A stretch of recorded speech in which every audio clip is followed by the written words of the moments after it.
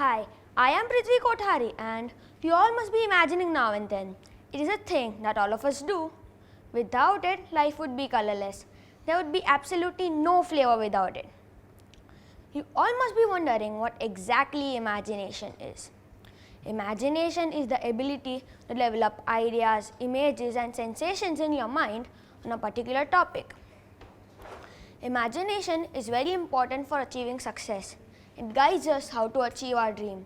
It also helps us in enhancing our brain. Most of the greatest inventions in our life have come due to imagination. Thomas Alva Edison created the bulb with his imagination. The same thing happened with the Wright brothers. They thought, what if we could fly? What would it feel? Their willpower was very strong. Even a 99 magnitude earthquake couldn't break it. Evolutions happened due to this. But you need a real strong willpower. If it is weak, you can't expect anything. Sometimes imagination also happens due to necessity.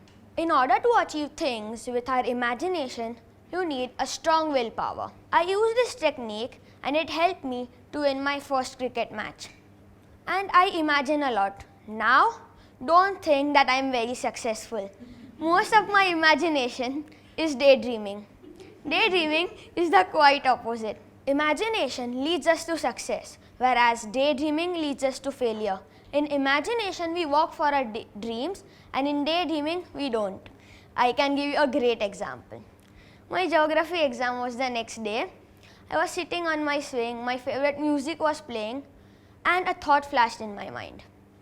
How fun would it be when the exams get over?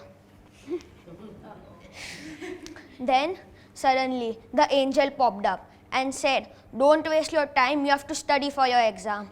And then, our favorite guy came, the devil. He said, don't listen to him, he will always lead you to failure. Then, the angel yelled, but your geography exam is the next day. How can you waste your time? You have to study. But then, the devil said, just think about your vacation for just 2 minutes, then you can study how much ever you want. Now you know, the 2 minutes turned into 2 hours and eventually the whole day. Then I realized my geography exam is the next day. Then I was awake the whole night and studied. And I went for the exam. And to my surprise, it went really well. No, it didn't. Most of the time was wasted in sleeping, and then I had to write as fast as I could, and the best thing was that the teacher couldn't understand my handwriting. This happens when you daydream. Imagination is very important for us, but it has some disadvantages, unfortunately. A man was sailing on a ship. He used to work there. The ship used to transport cargo, foodstuff, etc. One day he went into the freezer to check if everything was exported. Another crew member came and by mistake locked him inside. He found a stone and wrote on the ship walls about his painful experience. After 5 days, when the ship reached the harbor, he was frozen to death. So horrifying, right? But the scenario was different.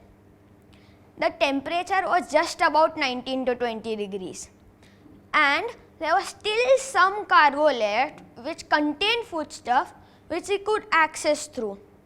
But his wild imagination convinced his mind that it is freezing, and then eventually he was frozen to death. Some people who have wild imagination also get nightmares. Sometimes you daydream with the thought that you are imagining, but at the start you work for it, at the end you leave it.